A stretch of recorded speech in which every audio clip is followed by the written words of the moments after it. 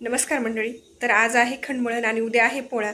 तर आमच्या इकडं सहसानं खंडमळणीला निवद वगैरे करायचा आणि आमच्या इकडं वरणफळं असते. तर मी वरणफळच केलेले आहेत, तेच मी तुम्हाला दाखवणार आहे. तर आहे ना, आपल्या चपातीचा उंडा तिंबून घ्यायचा आणि नंतर हे चपातीचे चाशे मी हे केलेत बरं का. चपाती लाटून नंतर ह्याच्यामध्ये सोडून द्यायचं आणि जेव्हा हे सगळे उकडून आले की नंतर डाळ टाकायची. तर आमच्या इकडं उद्या असते पोळ्याचा स्वयंपाक आणि आज असते वरणफळं.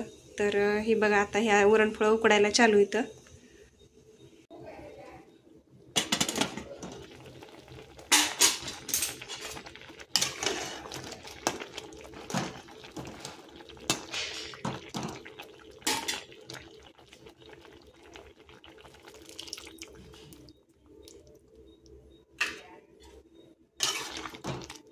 जे काय आपलं वरण आहे का नाही ते ह्याच्यामध्ये टाकायचं. तर हे झाले वरणफळं.